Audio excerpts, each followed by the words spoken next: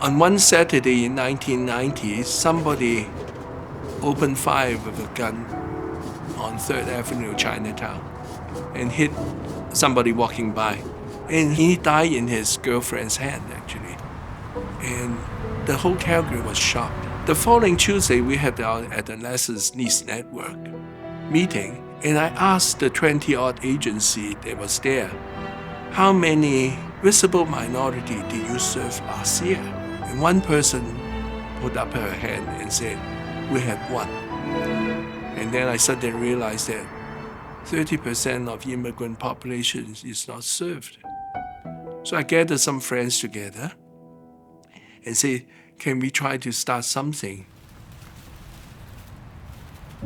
There was very limited programs for immigrant youth in the community. So there was programs that didn't address different barriers like language, culture, arriving to a new country, how to navigate the school system, and all those type of important aspects that help a newcomer to succeed in Canadian society. So from there, we had to develop the content, work with the different schools to know how to promote the program so that we could develop that trust with students so that they would come to our program. And that was not easy, especially when you're dealing with language issues where you're trying to explain a program and in a different language that you don't speak yourself.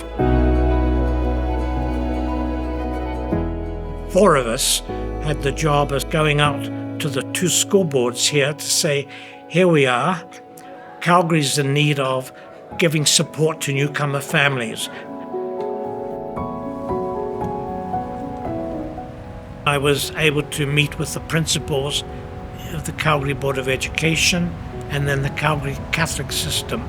We even got, which was very special in those days, we were invited to come and meet the Board of Trustees of the Calgary Board of Education and the Calgary Catholic Board of Education.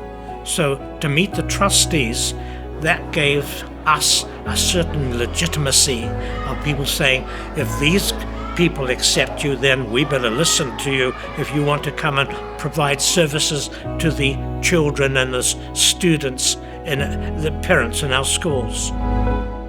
We're a program to welcome newcomers and helping them to take those first steps with their children.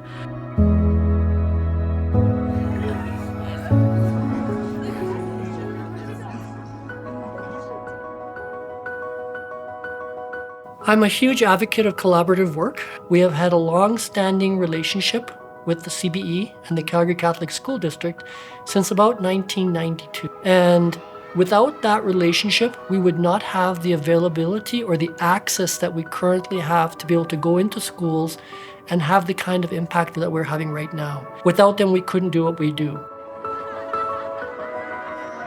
If we don't keep our attention on the children, on the clients, we get pulled off in all directions and we lose sight of what we're doing.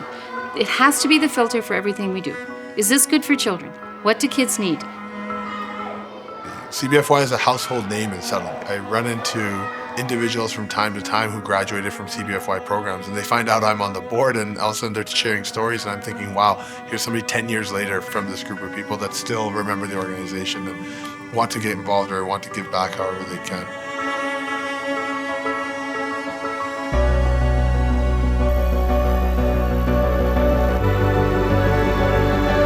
This community of CBFY means a lot to me in the sense of, it's my family. They're my family. Even the youth that I've not met or I probably would never meet, they're still my family because we all have one thing in common.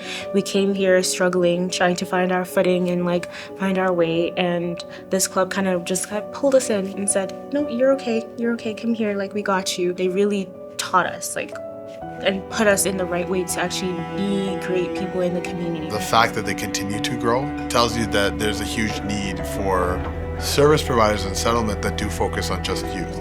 I'm excited by the changes that have happened since I moved on.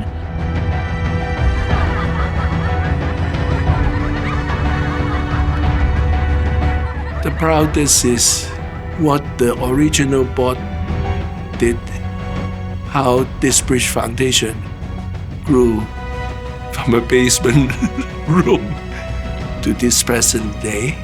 how a lot of the work got done, how I ran into people who told us that I was helped by the Bridge Foundation